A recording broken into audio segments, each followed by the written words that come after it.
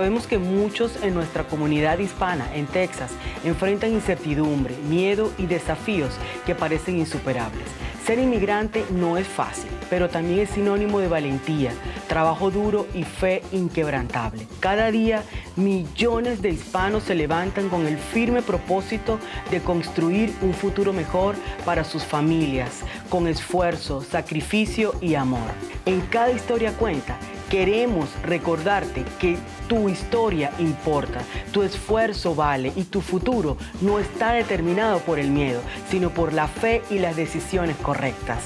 Por eso, hemos decidido crear una sección con el nombre del propósito con que todos los hispanos inmigrantes nos levantamos cada mañana, construyendo futuro. Aquí unimos conocimiento y esperanza porque sabemos que la fe sin acción está incompleta y que la mejor manera de avanzar es con herramientas reales como educación financiera, asesoramiento legal, estrategias patrimoniales y el apoyo de profesionales comprometidos con nuestra comunidad. Si hoy sientes miedo, recuerda que Dios no nos ha dado espíritu de temor, sino de poder, amor y dominio propio. Aquí estamos para ayudarte, para darte la información que necesitas, para que sepas que no estás solo y que hay caminos seguros para seguir adelante. Porque no se trata solo de comprar una casa, sino de construir un futuro sólido, con fe, con conocimiento y con la certeza de que juntos podemos lograrlo. Porque detrás de cada hogar hay un sueño y detrás de cada sueño una historia que merece ser compartida. Este espacio es para ti, para inspirar, conectar y recordar que tu historia también cuenta. Bienvenidos a Cada Historia Cuenta. Hoy tenemos el placer de conversar con el abogado Salvador Espino. El abogado Salvador Espino tiene un enfoque hacia lo que es las bienes raíces, el área comercial y el fideicomiso y también testamentos. Así que, abogado, muchas gracias por aceptar nuestra invitación y quisiera que nos contara un poco acerca de su historia. Gracias, Nora, y gracias por invitarme a este podcast por medio de YouTube. Es un placer y honor estar aquí con ustedes. Salvador Espino, pues mi historia es la historia de muchos inmigrantes a este país. Yo nací en Ciudad Juárez, Chihuahua, México. Mi papá, Víctor Manuel Espino, era de esa gran ciudad. Mi mamá, de un ranchito en el municipio de Santa María de Durango. Ya estar en el cielo con Dios, nuestro servidor. Pero vinieron a este país en 1972. Yo en ese tiempo tenía 5 años. Establecimos nuestra comunidad en el Northside, el vecindario Northside de Fort Worth, cerca de la zona histórica Stockyards, en la ciudad de Fort Worth, la ciudad vaquera, la ciudad con mucha cultura y comunidad y comercio. Desde el niño, mis padres nos dieron mucho empuje para estudiar, para seguir adelante. Mijo, quiero que estudies, quiero que seas profesional. Y gracias a ellos, por el ejemplo del trabajo, por el trabajo de fe, por el amor que nos brindaron y el apoyo, asistí a las escuelas públicas de Fort Worth, gradué número 1 en mi clase de high school, de preparatoria, asistí a la universidad de TCU, estudié contabilidad, contaduría, y después de ahí me estudié en SMU, la Universidad Metodista aquí en Dallas, y me recibí de abogado en 1995. Y por los últimos ya que más de 30 años he estado en la rama de abogado. También he sido servidor público. Fui por 12 años el representante del Distrito 2 de la ciudad de Fort Worth como concejal. Trabajé con el alcalde Mike Moncrief y la alcaldesa Betsy Price. Después de 12 años, en 2017, decidí dedicarme a mi despacho de abogacía. También tenemos una casa de título, trabajamos con Allegiance Title. Así que en mi oficina tenemos la rama legal, donde ayudamos a gente con cuestiones o preguntas o temas legales de bienes raíces, testamentos, fideicomisos y ley comercial, y trabajamos con agentes de bienes raíces, compradores, vendedores, y también con agentes o personas que hacen préstamos con la casa de título Allegiance Title. Así que es algo que es muy útil, me gusta mucho servir al pueblo y ahora les sirvo como abogado. Qué bueno, excelente.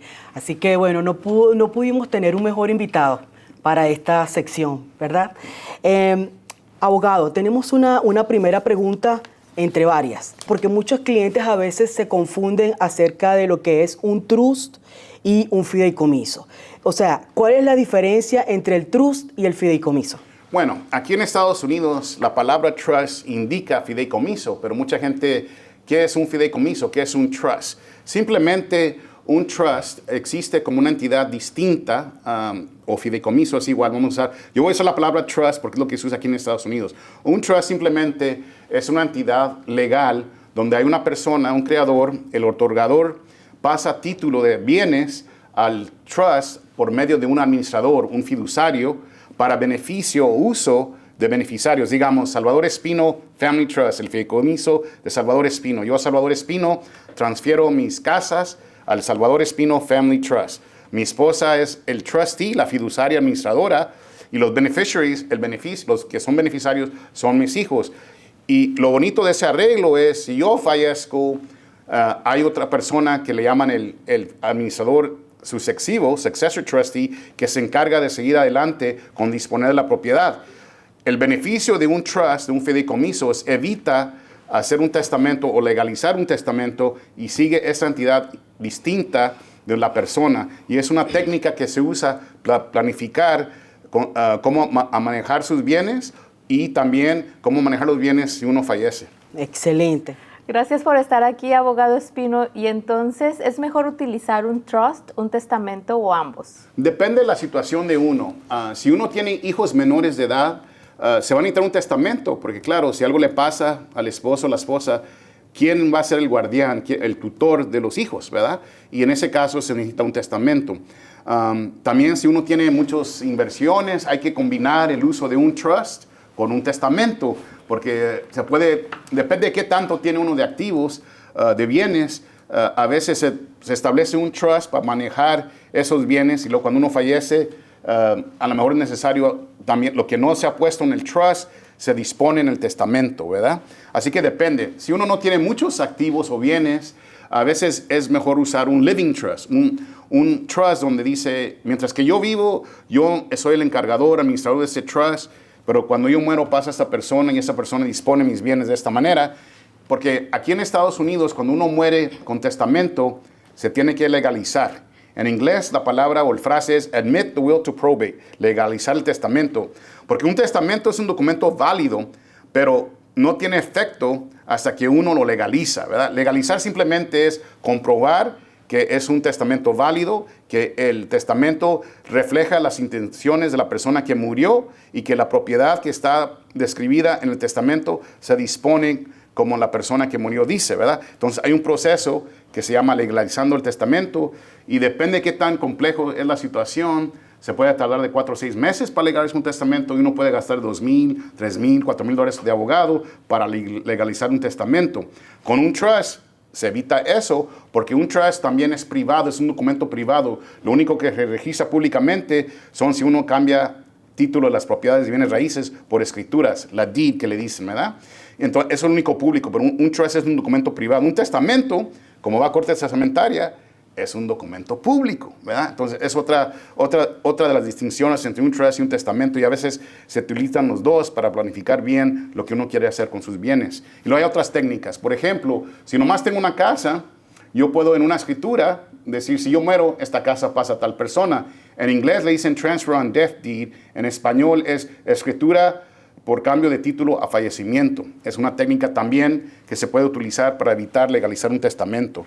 Y también, si uno tiene una cuenta bancaria, puede tener un beneficiario, le llaman payable on death, pagable en muerte. Así que si uno muere, nomás presenta la acta y función y tiene acceso a las cuentas bancarias de la persona que murió. ¿Cómo puede la gente entonces proteger su patrimonio antes de su fallecimiento? Bueno, claro, una persona debe de estar seguro de hacer una lista de todo lo que tiene, sus bienes, ¿verdad? Y qué quiere que pase con esa propiedad. Debe tener, para mí, seguranza. Yo creo mucho en seguranza. Asegurar su casa en caso de que haya una tormenta. Tener un seguro de vida. ¿Qué pasa si uno es la persona que trae mucho ingreso a la familia? Hay que tener un seguro de vida. En las cuentas bancarias, como dije, tener un beneficiario, que alguien tenga acceso a esa cuenta. He visto muchos casos donde la persona nomás tiene una cuenta bancaria, pero no dejó testamento. Entonces uno tiene que ir a corte, gastar miles de dólares para que sus seres queridos tengan acceso a esa cuenta bancaria. Lo puede evitar muy sencillo, designar un beneficiario. También si uno tiene una caja de depósito en el banco, tener un beneficiario. Hacer un testamento, especialmente si hay niños menores de edad. ¿Quién va a ser el tutor, el guardián de los niños? Y claro, a lo mejor, si no quiere hacer un testamento, no hay niños menores, hacer un trust, un fideicomiso, donde transfiere la propiedad al trust, y si uno muere, sigue esa entidad administrando los bienes como uno quiere cuando uno fallece. Ahora tenemos la intervención de Sabrina Sebastía. Ella es una de nuestras agentes de real estate, pero en la oficina de Houston. Está con nosotros en Houston. Adelante, Sabrina. Abogado Espino, un placer saludarlo. Sabemos que muchas personas inician la planificación de su herencia sin conocer todos los detalles legales, lo que puede generar problemas en el futuro. Desde su experiencia, ¿cuáles son los errores más comunes que la gente comete al planificar la transferencia de una propiedad a causa de la herencia? El problema más grande que hacen es que no dejan testamento, no hay trust o fideicomiso, no hay escrituras que transfieren la propiedad de fallecimiento, porque Texas es un estado de bienes comunitarios. Entonces, si uno ha estado casado previamente y hay hijos de varios matrimonios, uno piensa, si me muero todo pasa a mi esposo o mi esposa que me sobrevive. No, la ley en Texas dice, si los bienes que consiguieron son bienes comunitarios y parte de la pareja fallece, 50% va a la pareja que sobrevive, pero el otro 50% de la pareja que falleció, ese 50% no pasa al cónyuge que sobrevive. Ese 50% se en todos los hijos de todos los matrimonios de la persona que falleció. Y a veces, si hay tensión en la familia, puede causar problemas. Es bueno prevenir esa situación, ser muy claro uno qué es lo que va a hacer con su propiedad cuando fallezca, especialmente si hay hijos de diferentes matrimonios. Wow, qué interesante. Me imagino que ha tenido muchos casos de ese tipo, ¿verdad? Sí, y sí, desafortunadamente a veces soy como mediador, llegar a un arreglo entre todos para que no disputen, ¿verdad? Que lleguen a un arreglo, porque al final cuando uno muere es traumático y luego ahora tener que batallar con esos asuntos. Con la parte legal. Con la parte legal es mucho estrés y se puede evitar, es evitable, con tiempo y con planificar bien sus bienes y su plan de acción cuando uno fallece. Excelente. Ahora tenemos una pregunta de Natalie Hernández, también otra de nuestras agentes inmobiliarios, pero acá en Dallas Forward. Adelante, Natalie. Abogado Espino, un gusto saludarlo. Muchas personas nos preguntan sobre el manejo legal de sus propiedades, especialmente cuando necesitan delegar su administración. Por eso nos gustaría saber, ¿cuándo es recomendable otorgar un poder a otra persona sobre una propiedad? Claro, una carta de poder se puede utilizar especialmente con disponer de bienes raíces, de inmuebles. Si una persona va a estar fuera del país o va a estar fuera del pueblo, puede dar ese poder a una persona que puede firmar por esa persona cuando se vende una propiedad o cuando se va a comprar una propiedad. Y ahorita con la situación que tenemos en este país de inmigración, yo recomiendo a lo menos 2 cartas de poderes. La carta de poder sobre propiedad y asuntos financieros, donde uno designa a una persona, si salgo de este país, esta persona tiene carta de poder sobre mis asuntos financieros y también puede manejar, administrar esta propiedad, incluyendo el derecho de venderla o comprar propiedades. Esa es una. Y si uno tiene hijos menores de edad, también puede uno hacer lo que le llaman una carta de poder de cuidado y custodia de niños. Ahorita se usa mucho como si uno vive en una parte de un distrito escolar y quiere que sus hijos vayan a otro distrito escolar. Se usa mucho en esa rama, pero yo también pienso que se debe usar ahorita con esta situación que tenemos de inmigración. Si uno no va a estar en ese país, entonces encargo a mis hijos a esta persona si yo no estoy aquí en este país. Entonces esas 2 cartas de poder recomiendo. Una carta de poder de cuidado y custodia de niños y carta de poder financiera con el derecho de propiedad. Siguiendo sobre la tónica de esa última pregunta, he tenido muchos casos de clientes que han comprado propiedades, específicamente casas, y ahora se encuentran con la gran situación de que que tienen TPS, están con TPS, y ahora el TPS está revocado y posiblemente tengan que salir del país. Entonces, ¿qué le recomienda a usted desde el punto de vista legal que pudieran hacer esas personas con esas propiedades? Bueno, Estados Unidos es un país, también el estado de Texas, de derecho de propiedad privada. Eso quiere decir que cualquier persona, sea donde sea, de cualquier estado de Estados Unidos, de cualquier parte del mundo, tiene derecho a ser dueño de propiedad privada en este país. En caso de que uno no va a estar en este país, hay varias técnicas que pueden utilizar, depende de la situación de uno. Ya hemos hablado de la carta de poder, ¿verdad? Si uno sale del país, puede dar carta de poder a una persona que administre sus asuntos financieros y sus propiedades. Otra técnica en la rama de ley comercial es crear una entidad con responsabilidad legal limitada, en inglés es LLC, donde uno se hace miembro con otras personas de una compañía. Una LLC, también una corporación, se puede crear también una corporación, pero una LLC, una compañía con responsabilidad limitada legal, es más sencilla. Es una entidad distinta, pero tiene sus miembros, o las personas que son accionistas más o bien, ¿verdad? Entonces también uno puede transferir su propiedad a esa LLC, ¿verdad? Y esa es una entidad legal que tiene derecho de título, esa compañía maneja, y uno puede asignar en la compañía quién es el presidente o quién es el manejador, gerente, administrador de esa compañía para entonces manejar los bienes que uno tiene en este país. La tercera opción, como ya hemos hablado, es un fideicomiso, un trust, donde uno puede transferir sus propiedades a un trust, designar un administrador y ese administrador entonces administrar los bienes para beneficio de los beneficiarios. Así que hay varias técnicas y todo depende de la situación personal de uno. Es interesante porque en Venezuela había un comercial de televisión sobre una compañía de seguros y el lema era: es mejor tenerlo y no necesitarlo que necesitarlo y no tenerlo. Yo creo que todo lo que usted acaba de decir es importante porque es importante tenerlo y no necesitarlo que necesitarlo y no tenerlo, ¿cierto? Correcto, muy bien dicho. Sí, porque es importante y muchas veces no tomamos esas precauciones y es parte de la vida, o sea, o que algo pueda pasar, que nos tengamos que ir o pase otra situación, que la persona tenga que morir. Ahora, abogado, ¿qué otra información de relevancia cree usted que pudiera aportar según los casos más comunes que se le han presentado en su oficina, que cree que pueda ser importante para la comunidad hispana y para todo el que me esté viendo? Bueno, he visto casos donde cuando una persona ya está de tercera edad, ¿verdad? A veces, sean nuestros padres o alguien en nuestra familia, llega el momento donde a lo mejor no van a poder hacer decisiones por sí mismo, ¿verdad? Entonces, yo recomiendo que cuando llegan a esa edad, que hagan carta de poder, y aquí en Texas también se requiere una carta de poder médica distinta, y también lo que le llaman directivos avanzados, o básicamente voy a explicar los 3 documentos. Ya hemos hablado de una carta de poder financiera. Si mi papá o mamá, ya personas de tercera edad, llegan a un momento cuando un doctor certifica que no pueden hacer decisiones por sí misma, pueden ellos en una carta de poder designar a alguien que haga decisiones por ellos, ¿verdad? Esa es la carta de poder financiera regular.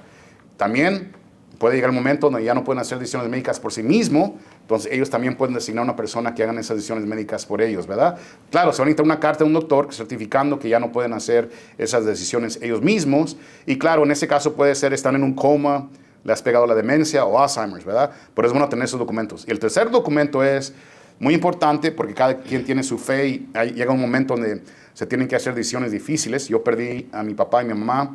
Mi papá el año pasado, mi mamá hace 6 años y tuvimos que hacer decisiones difíciles. Una de esas es, uno puede decir un documento que le llaman el directivo avanzado, Advanced Directive. Si llega el momento donde estoy en una condición terminal, yo pido que nomás me dejen mantener cómodo y me dejen morir naturalmente, ¿verdad? Eso es diferente de una orden de no me resuciten. Eso se tiene que hacer en el hospital con un médico, pero también uno puede decir, déjenme morir naturalmente, si eso es lo que uno quiere, ¿verdad? Son 3 documentos claves. Y otro asunto, cuando se trata ya de padres que necesitan mucho cuidado, tenemos, claro, en Estados Unidos el sistema de seguranza para personas de tercera edad que llaman Medicare. También hay otro programa que se llama Medicaid. Medicaid cubre gastos de cuidado en nursing home, en un centro de asilo para personas de tercera edad, 24/7. Pero básicamente no puede una persona tener muchos recursos, ¿verdad? Porque Medicaid es un programa que tiene límites de ingreso y de activos, de bienes. Pero entonces hay una técnica que se llama, utilizando la escritura Lady Bird Deed. Se llama Lady Bird Deed porque la primera dama de Estados Unidos en los 60 se llamaba Lady Bird Johnson. ¿Qué es una Lady Bird Deed? Una Lady Bird Deed dice, si yo al morir paso esta propiedad a esta persona, pero mientras que yo esté vivo, yo mantengo el derecho de esta propiedad. Se usa eso porque hay un programa federal donde se puede recuperar los gastos de cuidado de Medicaid, le llaman MERP, Medicaid State Recovery Program, programa de recuperación de fondos de Medicaid, y cada estado lo tiene requerido por el gobierno federal. Pero el bonito de esa Lady Bird Deed es, no se transfiere nada porque mientras que uno está vivo es parte del control de la persona. El morir ya automáticamente no es parte del estate, de los bienes de la persona, entonces no hay nada que recuperar el gobierno federal de uno. Entonces, si uno tiene un familiar o va a ir a Medicaid, es aconsejable y recomendable hacer esta escritura Lady Birdie. Entonces, hay que pensar también en los padres cuando uno llega a ser persona de tercera edad en estas situaciones. Salvador, ya estamos llegando al final del episodio. Ha sido un gran honor tenerte con nosotros en Cada Historia Cuenta, Construyendo Futuro. Gracias por compartir con nosotros y la comunidad hispana tu experiencia y guiarnos por ese camino legal para poder hacer las cosas correctas y no perder todo lo que hemos construido con tanto esfuerzo. Muchas gracias por tenerme aquí en este show. Gran información, gran servicio que se le da a nuestra comunidad. Para mí siempre es un honor dar información a nuestra comunidad para planificar bien, para estar al tanto de qué es lo mejor para nosotros y para nuestras familias. Y qué bueno que este show existe para dar información importante y vital a nuestra comunidad. Así que esperamos que esta conversación les haya dado claridad y confianza. Recuerden que el conocimiento es poder, pero la acción es clave para transformar sus vidas. Si tienen dudas o necesitan asesoramiento, no caminen solos en este proceso. Busquen apoyo profesional y tomen decisiones informadas. Aquí abajo les estamos dejando los datos de contacto de Salvador para quienes deseen profundizar más en estos temas. Nos vemos en el próximo episodio. Como siempre, recuerden que para Nora Piñero Realty Group, la familia es primero.